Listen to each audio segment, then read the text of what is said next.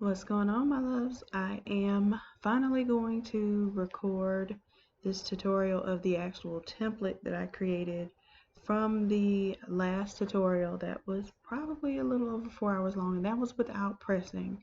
So I got a lot of requests to make this a formal template, and I've been working on that for you guys. I actually added something to it, a few things to it. I added the socks design should automatically propagate with the image that you're changing for the shirt or sweatshirt. And then also these are prints for the sides of the hoods that I came up with pretty much on the fly. And then you also have an option for a headband here, and this could go for the tie headbands or also the headbands that are already constructed. So without further ado, here we go. Oh yeah, there's sleeve bottoms there too. So I want to show you all how easy it's going to be to manipulate this template. So this isn't teaching you how to design this. If you want to see that, then there are part 1, 2, and 3 of how to design this from scratch. I give you all the information for free, but I don't give you the template for free. So this template will be available for purchase as soon as I upload the video. So let's show you what we have going on here. We have some smart objects, we have some design elements, and there is a mock-up. But I tell you in the video how to create your own mock-up. For instance, this hoodie, I literally took a photo of, laying down on the floor directly above it so that I could design on it. I want you all to get used to doing that sort of stuff. Not everything has to be, all resources have to be readily available to you. This is a template for the Vapor shirts. If you're not familiar with Vapor shirts, just type in Vapor Apparel shirt template. Google it, and Vapor has templates for every single size shirt that they offer. So you're talking about the baby onesie sizes all the way up to a men's 5X. So there's no excuse why you can't at least understand what size you're supposed to be making these images. So even if you're not doing an all-over print or sending this to an all-over printer, you can essentially design as if you're going to do an all over ish design, and that's what this process is called. This is an all over ish template and tutorial. So we're gonna go with the hoodie, and I'll show you, my last thing is I'm going to show you that you can also do this as an all over print, and that you can outsource, send out a print, and I've actually done that for a very generous friend of mine. He's going to print my 35 by 40 inch design and send it to me, and I'm going to test print it for you guys and press it, do multiple presses, but it's one big sheet of paper so I don't have to tile it. And then I will also, on the flip side of that, show you all how to press this multi-press design. It's not a lot of tiling, but it's still a lot of pressing. So this is an all over ish design and press process where you do not have to tile 12 sheets of paper for the front and 12 sheets of paper for the back. Okay, so right now what I have turned on are the labels. So the labels are here, and as a matter of fact, let me lock that. I'm going to lock my labels.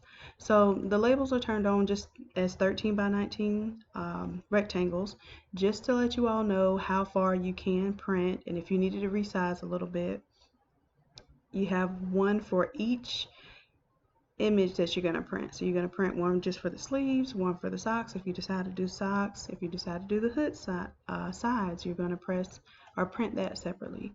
Of course, you're going to press all of this separately, but this gives you an idea of how many presses it's going to take to complete this job. So right now I have, if I was just doing the front and back, that would be 2 presses, but I want this to be all over ish, correct? So I'm going to have more presses. So front and back, that's 2 presses there, and I'll tell you minimally what I usually do for these is front and back and sleeve prints. So that's 1, 2, 3 prints, but that's 4 presses because each sleeve print would be a separate press.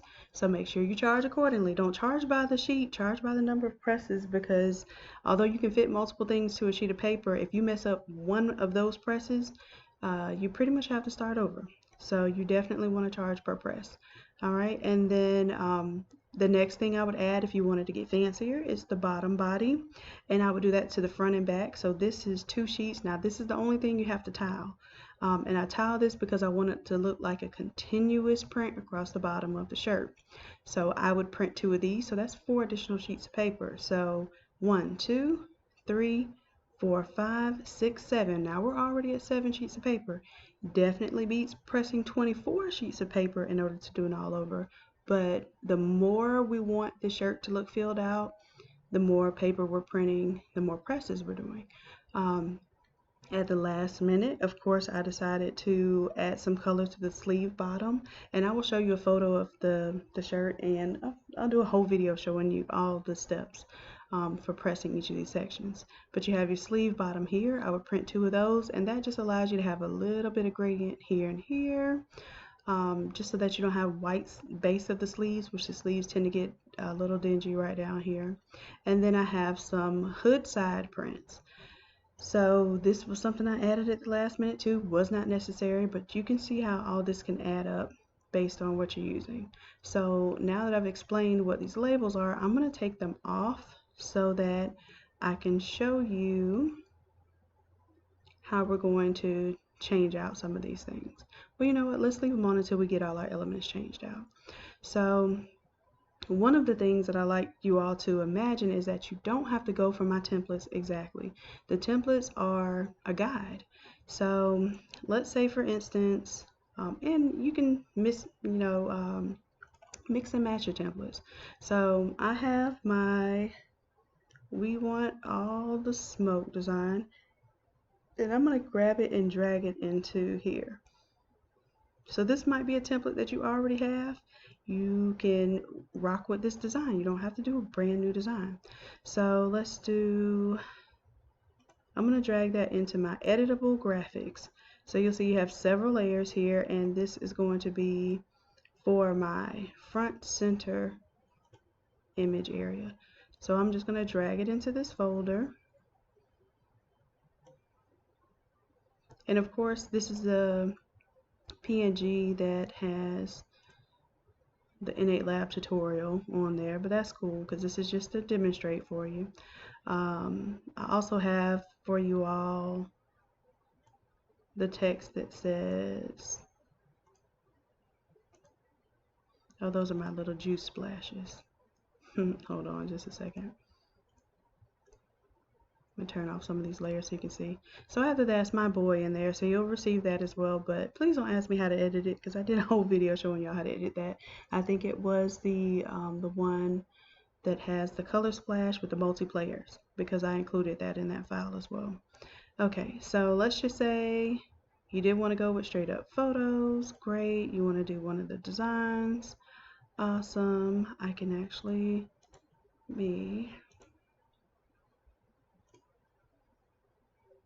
I don't want y'all to be confused. Oh, I do this all the time. I will change my levels, my hue, saturation, whatever I need to make my image cleaner and appear better. So once I do that, I'm going to go ahead and merge down so that layer effect that I just did is now part of the photo. But I'm turning off these photos right now just to show you all. So technically you have the "We Want All the Smoke" it's on there, and then maybe you do add some extra players, maybe you don't. I'll turn back on my labels so I can make sure that I'm within this design space, and I'm coming down a little bit here. The reason why this is cut off is because this is where that pocket area is for the hoodie, so I try my best not to put anything down there because it does distort a little bit when you go over that pocket seam. But for this, I'm going to label this is "We Want All the Smoke" example. So now when I right click, I'll see that that's the name, and that's the easiest way. I do not like searching through all these layers. My shortcut is to right click, find what I want. That's why I do take my time and label things, especially if I'm creating templates. So kind of get in the habit of that too. These are just photos here, and I'll probably go back and just label those photos 1, 2, and 3. These are my little juice splashes because this gentleman's nickname is the Juice Man, aka D-Jack. So I just added that in there for him. Alright, so that was just as simple as changing out that graphic there. I'm going to go ahead and my labels, I'm going to unlock them for a second and change the opacity to like 18 so it's not so distracting. We'll still see the outlines and everything, but it just won't be so distracting while I am designing. And then I'll go lock it back so I do not move these little sheets around. I want to keep things in place, but you will see that you have an option to unlock and lock these things. Okay, so for my editable graphics, let's say I'm doing a whole nother team, which is, this is probably the most that you'll be doing to this design. Let's do this template. I'll drag it in. This is a design we did for the Thibodeau Tigers. And I believe this one is available as a template as well. You do not need my templates. You can design on your own as well. I'm just showing you how, if you've already purchased templates, you can combine and use these elements. If you've purchased fonts, you can use your fonts, all of that good stuff. So what I'm going to do now is go in and change some of my design elements, because obviously this theme is not going to go for red and black. Let me go ahead and save what I'm working on so far, just in case I get a little too ahead of myself. You know, Photoshop is very intensive. This file is very large and intensive, so I hope that you have a graphics processor that can handle it, because when you start getting into all over printing, you're definitely going to need that. So you may have to invest in more RAM. You may have to invest in a whole nother computer. Alright, so we saved that so far, and I'm going to change this colorway. As a matter of fact, let me save as. Let's just do purple and gold. Now, I do not suggest that you save a whole bunch of versions of this file, because this file is huge. But because I'm recording a tutorial in one step, I want to make sure that I don't mistakenly save something over my original file. Alright, so while this is saving, we can go ahead and get started. The first thing that I'm going to do is go to my design. Call it my abstract design here.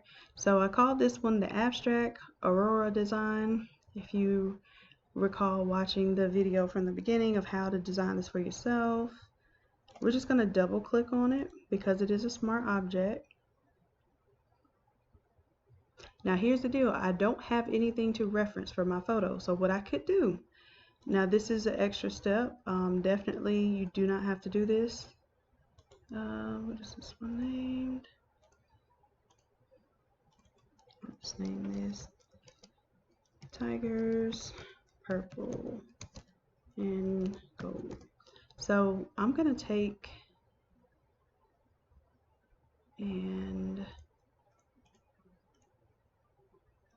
for my abstract Aurora design, I'm gonna pull it down just a little bit so I can see both windows, and I'll take the purple and gold tiger image and bring it onto the artboard over here, just for the sake of picking my colors. So now I'll bring it back here, and the only reason why I do this is because I've named my files like really long names, so I can only see like one file at a time. I'm sure there's another way to handle that, but here we go. I'm going to drag this layer to the top just so I can see the full color here. And you see I have several places where there are color overlays. So this one looks to be a white color overlay. This one is the red, so the red is throwing me off the most. I'll double click on the red, move this window over a little bit. I'll click on the red color swatch there, and let's choose some purple in here somewhere. And it may not be the exact purple that you want once you touch it, but you see this window and this swatch is updating here. So that looks like a good purple there. I'm gonna say okay, and automatically it's changing to give me a little better visual representation. Now it looks like I have a little red in one of these back here, so I'll turn my visibility off and on so I can get an idea there. So this one looks like it has some red in it, and maybe because this one is kind of more of a two-color design, I can select gold and maybe more of the yellow gold and not the orange. And if you cannot find a color that you want just simply by picking, you can always manually choose your colors. And I can say okay to that. And let's just say, for instance, this color is not as bold as you want. You can duplicate this layer, and because they're kind of watercolor layers, it will make that color stand out a little more prominent. And then you might want the black in there. If you don't, change it out for purple or anything else. And that one would be my grunge layer. And maybe for this one, you may or may not want the paint splashes on top. That's on you. But you have the option to change all that from here. So, and then you have the option to make your own stuff. All I'm doing is changing colors right now because I want you to understand it's not that complicated. You can keep the design as it is and simply change colors. So what I would do to reduce the file size, I'm going to delete this image because I don't need it. When I exit out of here, yes, I'm going to save, and we'll see it update on our main template file. And the reason why I took that photo off is because this file gets large the more you build on it. So get used to cleaning your files up as you go, and voila, there we go. So we have the purple and gold ready to go, and then it propagated everywhere else that I had that pattern. So this is why I was saying learn how to create your own templates, even if you never purchase my templates, because it will make a world of difference when you're replicating these designs. Okay, so we're good to go here. I do have the gradient image here, so I can double click to change my sleeve gradient. Double click, that is a smart object as well, with the simple color overlay. Now let me show you a trick. If all I want to do is change it to purple, then instead of bringing that whole image in and picking a purple, let's just go in. Let's grab our color picker as if we're going to pick a purple, and let's say that's my purple. Let's go to the swatch here and just copy and paste this hex code. So copy it now. You say, okay, all you did was pick a color, you didn't change anything.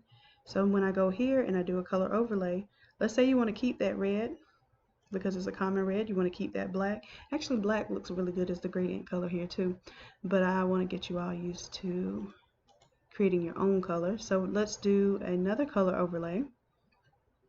Okay, so it's got 2 on there already. We're going to do the plus sign here. It'll add another color overlay. And we click on the swatch, and all we have to do is paste that hex code in there, and that was Control V that I did to paste. Close out, say yes, I want to save these changes.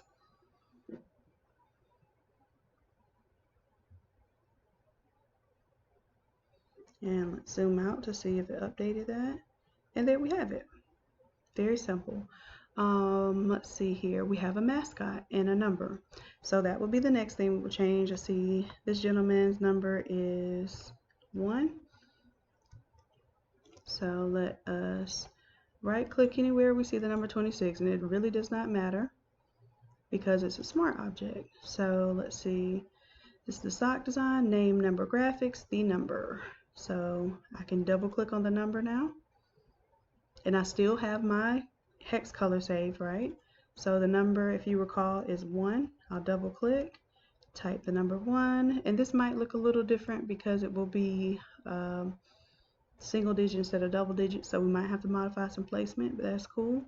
I can go to my effects, I can double click on effects, or I can go to the effects down here, and I want to do the color overlay. Right now it's red. So if I don't want to change its red because I want to leave it there for next time, I could just add another color overlay, disable the visibility of this one, and then change this red. I'm going to Control V to paste my purple and say okay. Now I do have a little red here in my outline, so if I wanted to change that, that would be my stroke. Double click there. And I did that on purpose, but maybe now I won't do that, so I can just make this white instead, so it would be universal, so I won't have to change it so much. As a matter of fact, you should design your templates so that you can have the most dynamic impression without having to do as much work. And I think there's a satin overlay that's on color dodge. We're just going to change it to white. So if everything's white and black except for the color overlay, guess what? That's that you have to change. So we can get really fancy or we can get smart and fancy. So we're going to do this smart and fancy. Now this is single digit. Does change the look of it, but at the same time you don't want to modify it too much, because when you have a double digit you want to still be able to fit that on there. So obviously this team is not an eagle, they are tigers. So I said I wasn't going to do all this extra stuff, but let's do all the extra stuff. Let's see real quick if I can find a tiger. Now what you could do is, if you have that template, you have those tiger eyes, technically you can use the tiger eyes as your mascot. But let's just real quick, let's see if I can find a purple gold tiger mascot. Now I'm going to pretend like this is the mascot for the school.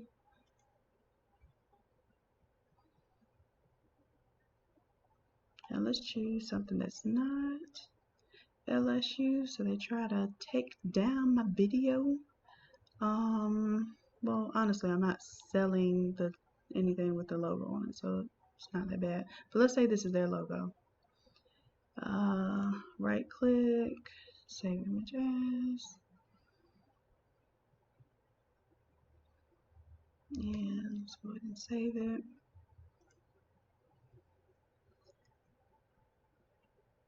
And we can come down here to where it's saved, or your downloads list, whatever browser you use and how that functions. And I'm just going to drag it onto this artboard. Now I do not have it in the proper place yet. Oh, you know what? No, I'm not. Control Z. I'm going to undo that, because I did explain that this is probably a smart object too, not just a number. So yep, mascot image. Let's double click on the mascot. Now you see how many different references we have to this mascot. That's our mascot image. And we're just going to go ahead, instead of dragging it into that artboard, we're going to drag this onto this smart object artboard. And let's make sure we're going to have about the same orientation as the eagle. Control T so we can transform Mr. Tiger. Bam. And let's hit enter. And then we're going to disable the view for the eagle. So once we close out of this and hit save, now all of our mascots have updated. And you may want to scale this. What I would do, instead of scaling it here in this program, I would scale it. Let's say the tiger's too big and the numbers, over the tiger's face, and you don't like that. Let's double click on the smart object and change the size of the tiger here, rather than having to change it every single instance on your artboard. And then you see that magenta line pops up, letting me know that's my center. Hit enter here. And yes, I'm going to save so that it updates it. And voila. So that is that. All right, so I have these side players here. You can imagine that if you want these side players, these are just extra presses. So what I do, of course, I don't want to use a whole sheet of paper for each player. So I bring each individual player over here to this area. This is another 13 by 19 just for extra prints. And I manipulate them so I can fit 2 on there. And then I will just contour, cut around them, and I mean just arbitrarily by hand around the paper, and place them where they take up a little bit of this white space. And I could show you for the front side photos, if you were to disable that, it doesn't look bad. It still looks really good. It's just that whether you want to kill some of the space on the side. And as a matter of fact, I might do it just like that. And then I'm also going to show you how to proof it. So this kind of is mock-up-ish, but you may or may not want to show certain things. And for instance, for the sleeves, you probably want to show this on the sleeve. So we're going to do that next. Nope, we're going to change this name. So what I didn't change the name to a smart object only because it's easy enough to just change out the names, change the fonts, etc. So it's not a smart object because we don't use it in more than one instance. We will do a color overlay. As a matter of fact, I think I will change that stroke to the white like we did before. Okay, say okay there, and let's do, there was a satin. Instead of yellow color dots, we'll just put it on white, and then of course the color overlay. I'm going to add a color overlay so I don't take over my red, and I should still have the hex code color, and there we go. So of course now this wouldn't be D-Jack. I don't remember what the guy's name was, but let's just say we'll double click and put Mom, because of course you'll be personalizing these sometimes. Alright, so for the player now, of course the player wouldn't be this color. He would have on a purple and gold uniform, but I am just selecting the player. Where is he? He would be in the back. Oh, let me go ahead and label this. I'm gonna apply my layer mask, and then I'm going to, but this is photo 1, 2, 3, 4, 5. So this is gonna be photo 6. Okay, so now we can manipulate where the photo is, because you're going to have a little problem. You're not going to be able to do a 1-digit number the same way you do a multi-digit number. So I had it to where he was kind of popping out of the number 26. So you may, modify that accordingly. But that would be your quote-unquote back design. And of course this isn't the right color scheme, but just for the sake of, let's hue saturation real quick. And I'm going to clip this to the previous layer, and we're just going to tell it anything that's red to make purple, and it will change the skin tone. But I just don't want an example mock-up that looks a little crazy, and I don't feel like finding all those images again. But you see how you can change the hue and saturation. You can change the lightness and darkness. You can bring this a little closer to the magenta. There we go.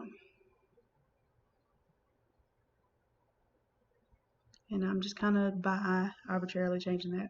Okay, so we're going to pretend like that is the same player. What else am I missing? So you have your eagles here, of course. It wouldn't be called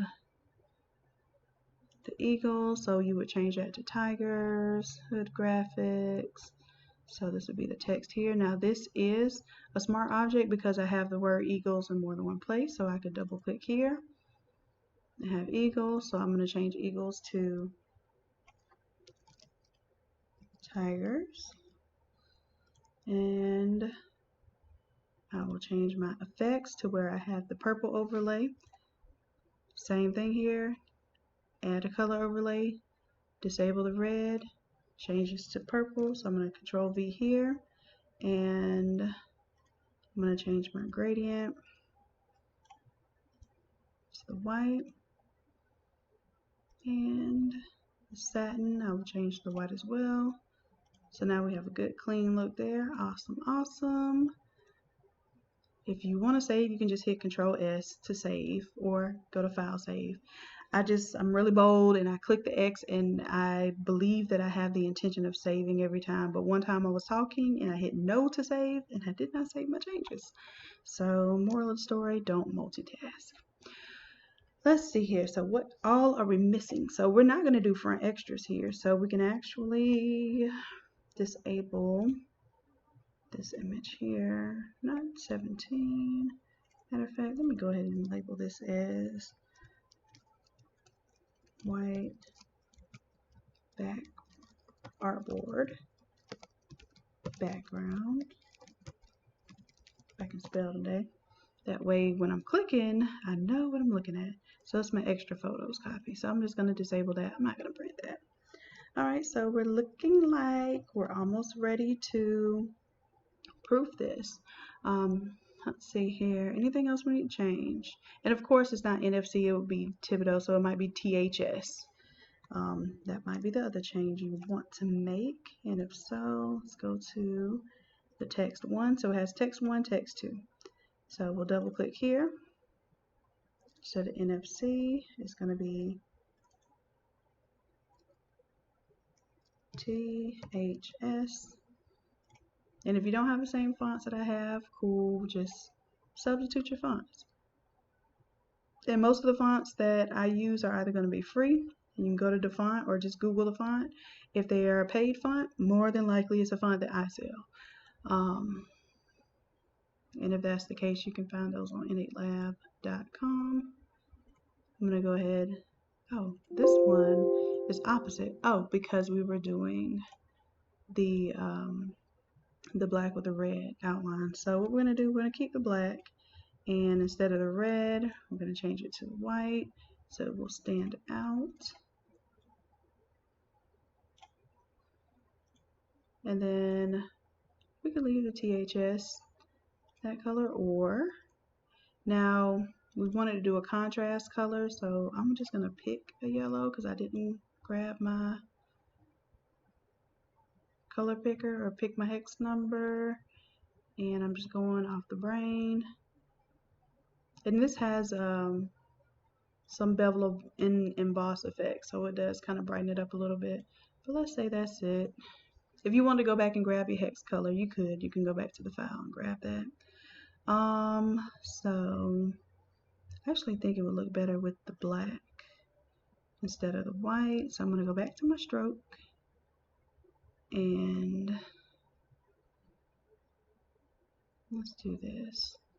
Black, white, grab another black, delete that white one, and see what that looks like. That's it. So now I have changed it out for an entirely different team, entirely different player. I'm getting ready to proof this. So what I would do, I take my back center graphics, turn it off because I show them front or back at a time. This image would be a lot bigger if I had to do front and back side by side, so I just show them one at a time. And then I take my sleeve prints. So you've got your sleeve ready to print. This is what I do. If I'm completely happy with everything as is, I'm going to go ahead and close up all of my editable design folders, because at this point I do not want to mess up anything that's ready to go. So I will right click, duplicate this entire group, and then of course this is going to make it large in the meantime, but what I do is go ahead and merge each group. So my sleeve gradient is now merged. My headband is now merged. Now you will not need well, you will need to merge all of these because this is essentially what you'll be printing. You won't be printing from this big old Photoshop file. I'm almost guaranteed of that because it would be such a large file. So what I do is I have my PNGs. These are now PNGs. When you merge them, they're straight up PNGs. So you can save these elements and print them out as individual files. And I believe I showed you how to do that on the full tutorial video, but we'll go over that briefly too. And you can see how long it's taking to merge these. That's an indication of how huge this file is. Let's merge each of these groups. And I believe, and make them visible too. So I made the back center invisible. Well, if I merged it while it's invisible, it's just going to be an invisible PNG layer. So make certain that you have everything visible that you want to merge and make printable. So that was a good catch of that mistake, because if I would have merged that, I would have had nothing to display for the back. Now what I'm going to do for the mock-up, while all of these are saving, I guess I'm going to talk about the next step because this is a little repetitive here. We're not doing front side photos, so I can actually just delete that entire folder. My back center, I just reactivated my visibility, and I'm going to merge that one. Now, not only does this make it easier for you to mock up, this will make it easier for you to print. So my front, center, and the reason why it's not turning off and on when I click the eyeball here is because technically another version of it is visible with my editable graphics. So I can turn off my editable graphics layer just so I know exactly what I'm merging. And see how I just merged that front center and did not have my visibility on? That was a no-no. So I'm going to undo that merge group. Front center. Oh, I know why, because this file is not in the appropriate folder. So it's just called Thibodeau Tigers Purple and Gold. It's not in the folder where it was supposed to be. So it should have been in the front center folder. So that way, do this properly, because when you save these PNGs and you export them, they will be named exactly how you're going to press them. So the name of the game is organization, especially if you're doing team orders. So please keep that in mind, and that mistake there was for you guys. I planned it. You know how your parents try to make it seem like their mistakes are all planned.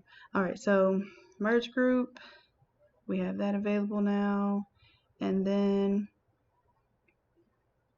for the bottom body here, let's say if you didn't want to print the gradient and save some ink, you can absolutely do that. Take it off. It's still going to look cool just like that. I just did it because people complain about white, and especially white long sleeves or like a hoodie, something that you don't launder all the time. If they wanted like a little more color to the bottom so that it's not exposed white, then I, find ways to enhance that. So that would be that one. We can go ahead and merge that group. And now we have all of our elements as PNGs ready to go. If I wanted to also, I'm going to close down my labels group and just disable them really quickly so I get an idea of how it looks. And sometimes you'll have to do that. But this is not quite ready to proof. So I'll take off the labels for the sake of getting ready to proof. I'm going to go to my back center, turn that off because it's not going to be on the hood, and I'm going to say okay. I do not want to physically change any of this stuff. What I will do is I will make a copy of it. Let's say for the hood accent, I'm going to right click, I'm going to duplicate that layer, and what I'm going to do is bring it all the way to the top, and I'm going to Control G to create this group. So I'm just going to call this mock up only, do not print. The reason why I'm saying that is because we're going to change orientation of this stuff, and you want to be able to print your straight up and down files. So this is my mock up only. I'm going to take, just like I was cutting this with scissors, because this is going to be printed out on your sublimation paper. I'm going to take that section and select the inverse of it and just hit delete, because I only want this one. It's only one side of the hood visible right now. So I'm going to select, deselect, or I could have done Control D or Command D on the mat, and I'm moving it. So now I have my ready to print file still in place, untouched, unbothered. I'm going to do Control T so that I can rotate this. And I have it right now where the sweatshirt is on top of everything and has a multiply effect. And let's say that when you're placing this, you realize that you need to make this a little bit smaller based on what hoodie you have. This actually did fit on this hoodie. This hood comes all the way out, and it did exactly come over the seams right here. But what we're going to do is clip this to the outside, so anything that's hanging off you won't be seen. Alright, so we got the hood on there. We obviously need to do the sleeve designs. So let's select that one, and instead of hitting duplicate, I'm going to hold down Alt. When I start dragging that layer, it's turned into a double arrow, the black and white arrow. That means it's creating a copy. And then I just pulled a version of it into this MockUp only. Now, same thing here. I'm going to pretend like I'm cutting this one out with my scissors, and see how close that I have to get to make sure that I'm not cutting off the wrong stuff. That's exactly what you're going to have to do with your scissors, and you may want to give yourself a little more space there because you don't want it to look cut off in the wrong place. So I'm just going to hit delete on that one. And let's go Control minus to zoom back out, and Control D to deselect. Now I can move around the one that I was trying to move around. Control T is going to allow us to transform. We're just going to rotate this, and I don't want to give them the impression that it's going to be all the way up there on the shoulder, because it will not be. Excuse me, unless you have some secret to press in these shirts that I don't know, please fill me in. Alright, and the way it goes is almost going to come down the center. And like I said, we will clip this later. So we'll take the same one here, and we're already in do not print. So if I duplicate this one, I can also just Alt and drag on the artboard. So that's 3 different ways you know how to duplicate. You can right click, duplicate layer. You can Alt and drag to duplicate a layer. I'll undo that. And you can also select it on the artboard and Alt and drag here. So that's 3 different ways to duplicate. So I was trying not to be confusing to you, but I'm letting you know that I use all 3 methods depending on how I'm implementing design, what stage I'm in, and what's simpler. Alright, so I'm just adjusting this because the way I laid the sleeves out on the floor may not have been even. So we've got our sleeve designs now. I definitely want to move that down just a tad. And the other thing that I did was I used this gradient here on the sleeve. So let me take my sleeve gradient, and we're going to Alt, drag it up into a MockUp layer, and we'll start moving it. I'm going to Control T to transform it. And I'm just trying to stay even, just like if I was pressing it. I would do my best to stay even with the bottom of the sleeve. I would need a little bleed area. Hit enter there. And then I'm going to right click on the gradient copy. I'm going to duplicate it, hit enter, and then I'm going to Control T, and instead of trying to just rotate it myself, I'm going to right click and flip it horizontal, and it should have given me an exact horizontal flip. Okay, so this looks a little crazy. Oh, you know what it was too? This gradient it has white in it, so I'm going to go to multiply. So anything that it's touching, basically that's what you're doing with sublimation. When you lay one file on top of, or one print on top of another, you're using the multiplication Photoshop effect. Alright, so it's multiplied on top, so that is indicative of when you press, you're going to have a little color on color, and it will darken in those areas. Let's see, anything else? We need to change with the image here. No, and then right now I have a black background on those socks. Let's say we're not going to have a black background, so technically I should have turned that off. I'm going to delete my socks ready to print. Go back to my editable graphics. Turn that on for a second. Then go to my socks. I'm trying to use up as little ink as possible while making this thing look like it is super designed, right? So right now I have a gradient overlay that goes from black to white. I always fade to white because if these were really high knee socks, I can fade it to white and still use the 13 by 19 sheet of paper. If these were the crew length socks, which that's what this is, it still fades off in the white down here, but you could also do a color overlay.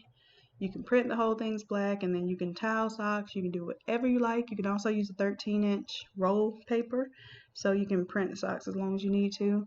However, like I said, we're going to save on some ink. We're going to proof this as just the white. It still looks good. It still looks cool. Let's see. now we're gonna have to take this socks ready to print, and then we have to duplicate this group and drag it up into our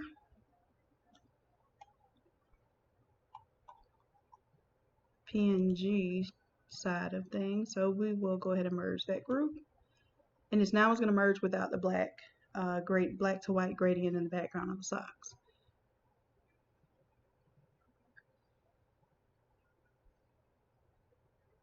Now these are all of our print files. However, when we mock up, we're probably not going to show all of this stuff on the side.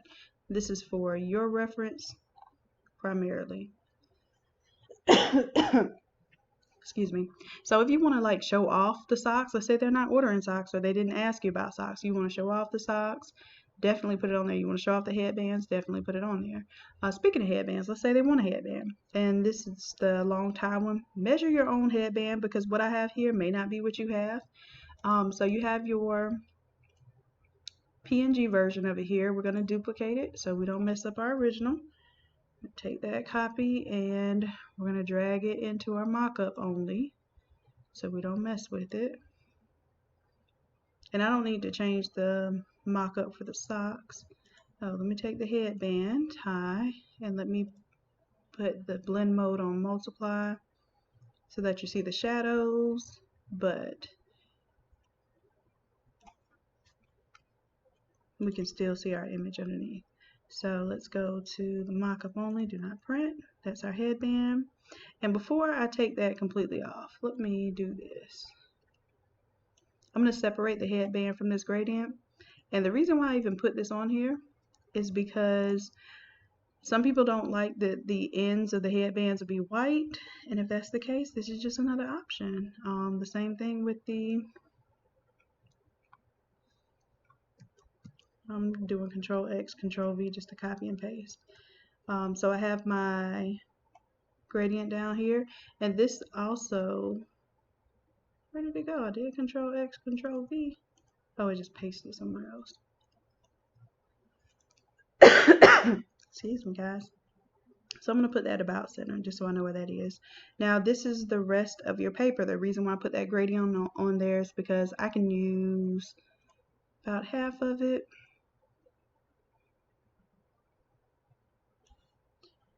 And this is just from my mock-up. But this also teaches you what you're really going to be doing. So this is a good way of figuring out, especially if this is one of your first times playing with an all-over-ish type of template. However you're doing your mock-up is almost exactly how you would press it. So I would have to turn this one around. So I'm going to right-click, go to that, Control T, and I can just flip it horizontal, or I could have rotated it all the way around. All right, so bam, that's my headband. Now, of course, we have to do our little clipping mask and whatnot, but that's it. And let me see, as far as socks go, do I have a sock template? I know I have one on the website. Let me see if it's real quick.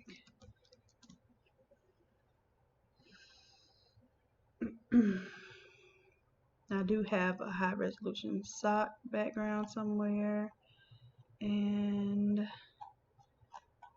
me see, I want to go to blank products.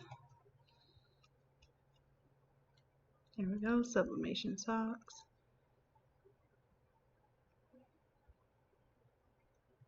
I'll do that right now and just see if I can copy that image or save that image. So those were socks that I literally, I think I scanned those in. I don't remember if I took a photo of them or scanned them. I think I scanned those. Anyhow, make your own mock-ups if you need that stuff, especially if you need exact sizes and you can't find it. It's not that hard. It's something that sometimes we choose not to do because we want to be a little lazy. I'm not gonna lie, I look for mock-ups all of the time. You know what?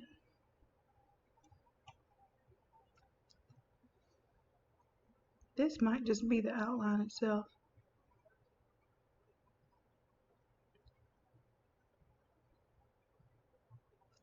Let's see. It looks like it is. No, I see the sock in there somewhere.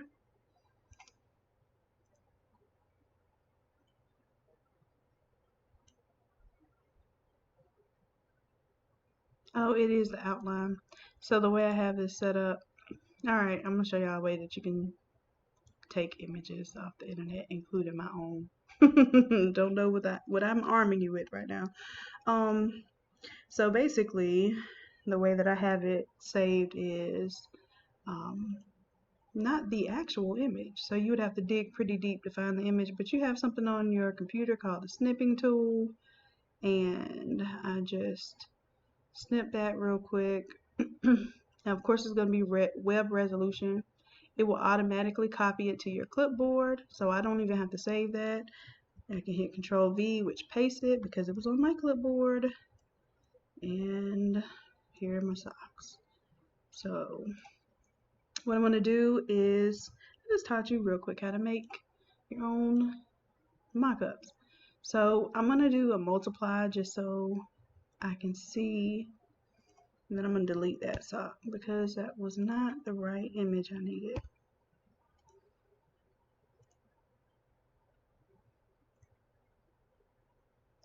And I'm going to turn on my labels so that I can see where my bleed lines occur. And I'm just going to reduce this size.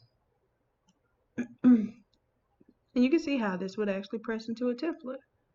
So right there. And what I like to do is when I bring in any image that I'm using to mock up, I go ahead and do my hue saturation. I take my saturation all the way down, meaning that it's going to take out all colors. Of course, it's going to do this for everything because I need to create a clipping mask because I need this to only apply to those socks. The reason why I do that, because you bring some things in that have a bluish tint to the white shirt, another one that might have a reddish tint to the, or a yellow tint, and we just want to make everything look black and white. So I'm going to go ahead and merge that down, and then we'll call this sock mock-up. So I guess you'll be getting that as well. So you have your sock mock-up, your hoodie. So now we're into getting ready to clip this baby. You can do real live clipping masks, and what I would do is I would take my editable graphics copy, and I'm just going to call this merged.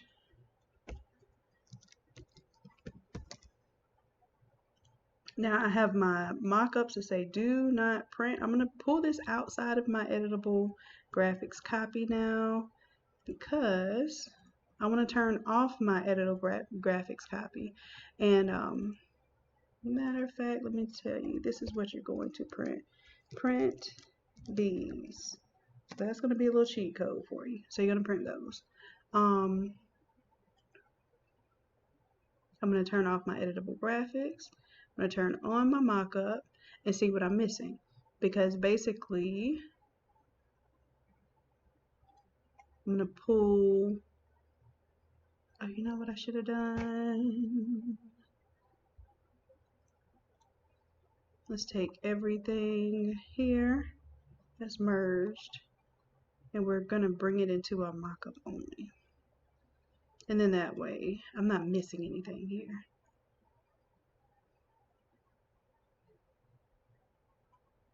So my mock-up only do not print. It looks like I am missing my bottom print here.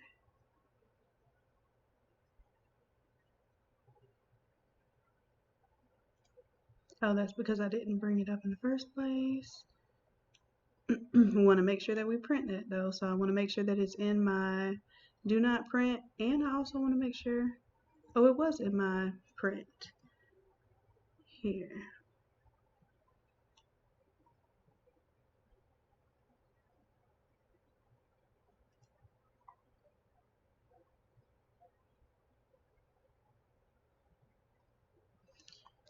Alright, I just did something real confusing. I did not duplicate those images. I just grabbed them and moved them all, which is what I was not supposed to do. So I'm going to take everything, Shift, select it all, Alt.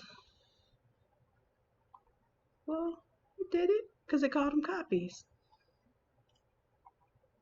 Okay, so I'm going to bring this one, I'm going to Alt, so it should call it a copy too by the time I drag it, and bring it to this folder.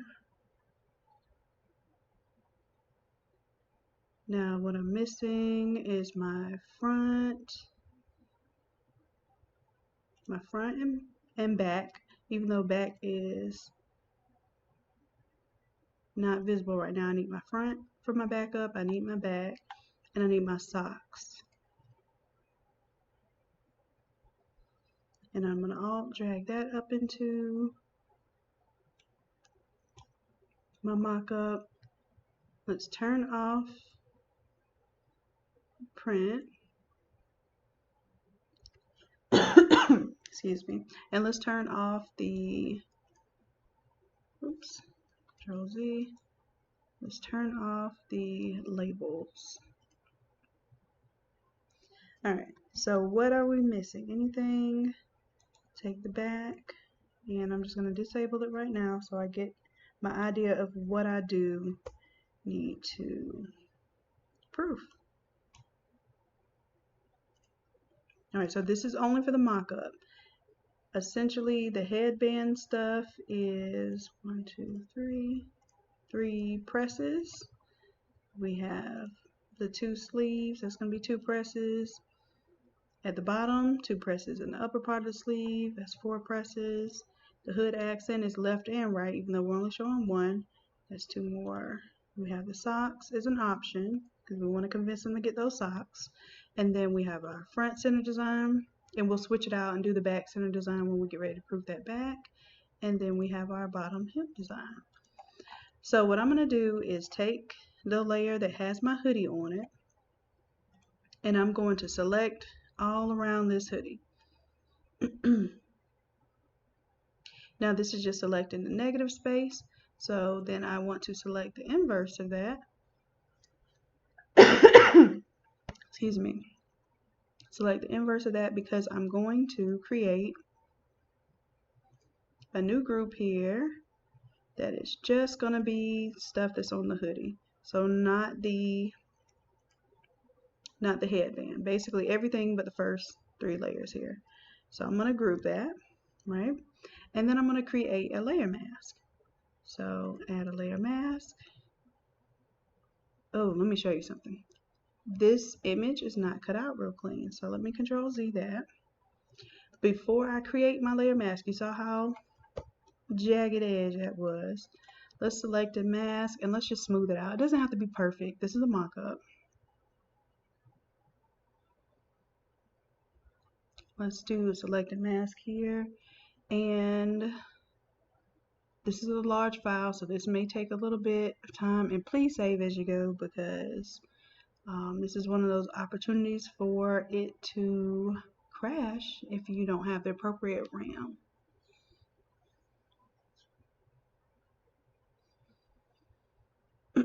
So just taking its time at the moment, but basically what we're going to be doing is smoothing. You can feather it out too to give it like a softer edge. I just tend to smooth it just so that you don't have as bumpy an edge here. And that just looks really bad. Horrible even. So let's do this. I'm going to go back to my hoodie mock-up, select and deselect here. Obviously, I've got some issues with my selection here because oh, I know what. When I merge this down, it has a drop shadow on it. So that drop shadow is jacking me up right now. But what we're going to do, get as close as we can to it and select a mask.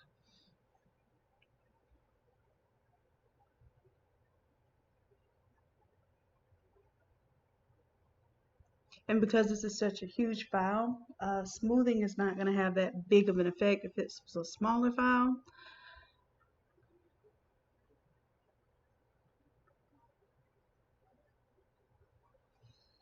So we'll give that a little time.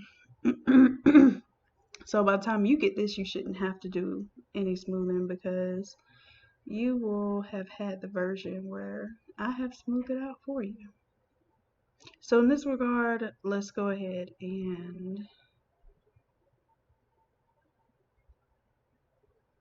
I guess do the maximum smoothing and just say okay, and then I'll fix it. I may even have to do a vector mask for this. Okay, not bad, not bad. So we'll just say okay to that. It did smooth it out significantly. I'm happy with that. So the whole point of us selecting this group, let's just say these are hoodie images, and let's go ahead and group these other ones and call those the headband images. Oh, you know what? There were some sock images somewhere in there, isn't it? Yep, socks. So let's pull socks out separate. Alright, so moment of truth. We're on our hoodie images. We have our marching ants. We're going to hit the add layer mask. Oh, haha. Undo, Control Z. We have to select the inverse because I had that background selected because it was easier to select the background. Now we got it. And now, here we go. So everything that was in this folder now has been clipped to the city image. All right, so we can tell here, like if we wanted more of this purple to show up at the bottom, then I need to take my bottom background image and adjust it so that it proofs better. And that literally is how much space we have available. The only problem is if you get into overlapping your images too much, you will have this multiplying on top of the other. It won't be a clean white like color change between these touching images. Alright, so for socks, I don't think we need to actually clip the socks there within, but if you had a big old rectangle of color or a print pattern that you were doing and you wanted to clip it to the socks, same idea applies. We are going to do this to, I suppose I'll just do it this way. Socks images. If you were to do that, then you would same thing, select the outside of the socks, and of course the tolerance is too high because it all looks white to the computer, so let's choose 5. Let's deselect, Control D. Is Control D not working?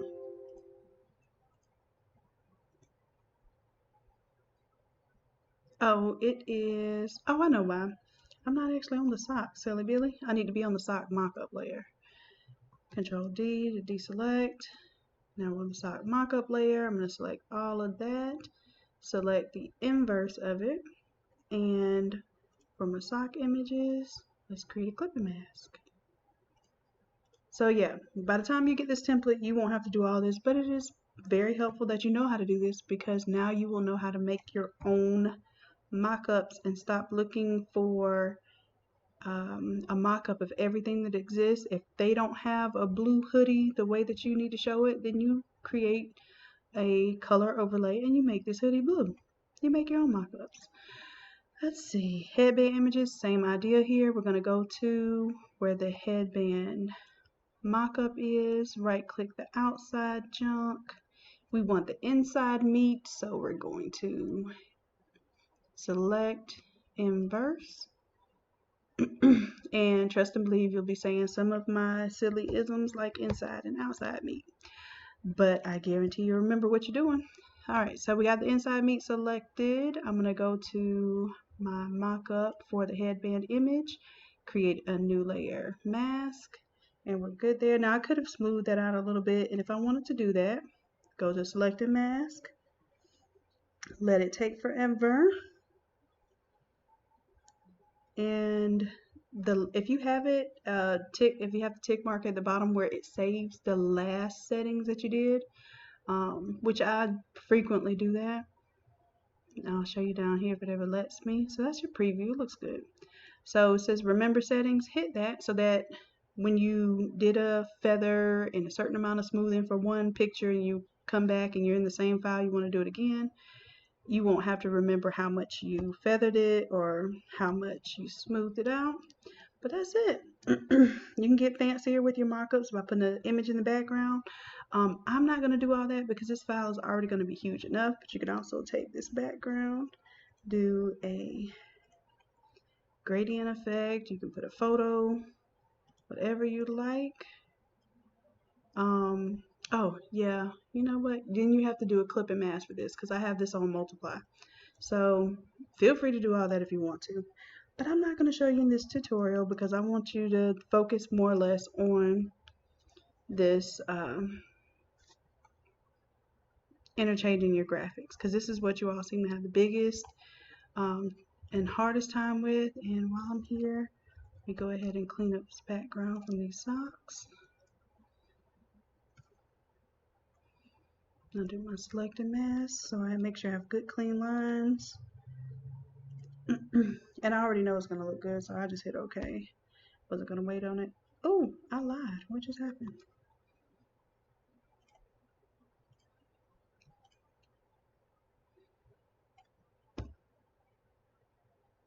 Alright, so got rid of that. Select, deselect. And like I said, this is just your mock-up. So this is not what you're going to be printing, but this might be what you send to customers. So you can hit save as right now, change from Innate Lab, put your business name on there. And then you might want to crop it to where it doesn't have all this excess image area. And that's it. So that shows you how to change out the entire template. I'm going to do another one that shows you that you don't always have to do photos or football players. So I'll do like a birthday shirt or something, like a mermaid version. And I'm going to show you how you would use the same thing, and I'll do it on a t-shirt instead of a hoodie. So I can show you how you can do all of these things with your own powers, your own photoshopping powers. So just a quick plug, you guys, check out innatelab.com. Definitely for your inks, paper, art files, if you ever need prints, all of that good stuff. Check us out. It will definitely help support this content and get me to where I can do this full time. So here is a do-it-yourself page. You see a lot of our fonts. That's a really popular font there. The graffiti called Fresh Princess. The Fire Flame font is popular. The Repeat Mirror font.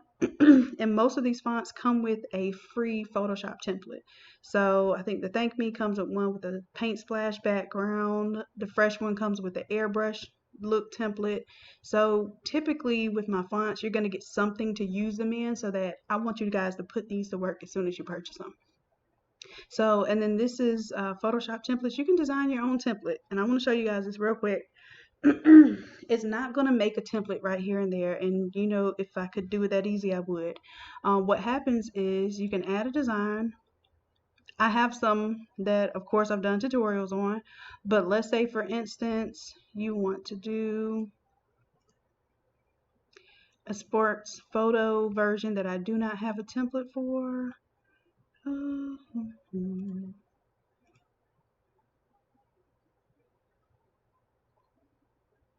Let's say I don't have a template for this one, because I don't.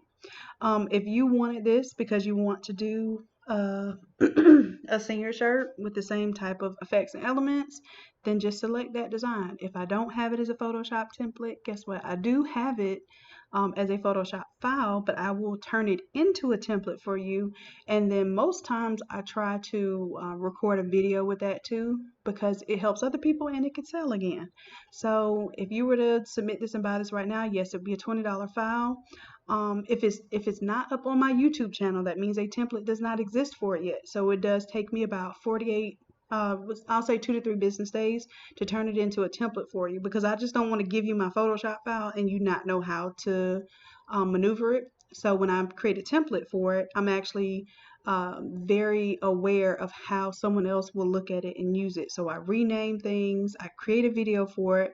A lot goes into it for that little one-time $20. But the point is that if you want it and you want to know how to use it, I want to have that tool available to you. So please, guys, you can also do this for Affinity. You can change your product here. Go to the DIY section, and I have Affinity photo template as the option. So it looks the same. It's just going to alert me that you want this template as an Affinity version of the template and not the Photoshop. So again, I will have to recreate the graphics because I don't have a lot of these in Affinity, but I'll convert them for you, and then I'll create a video. Anytime I create a template file from something that doesn't exist, I'll make a video. So this video would obviously be for Affinity. Alright guys, I'm going to sign off for now, and then like I said, I will show you that same template where we're doing a fun kind of girly birthday shirt. I think I'm going to do a mermaid theme just to show you all that you can use the same graphic elements over and over again, and it looked totally different depending on the content. So I hope you guys like this. Please subscribe, please comment. All those things make my channel and me happy. And if you need anything, please comment under the video and I will take a look and see if we can improve this for the next session. Peace, guys.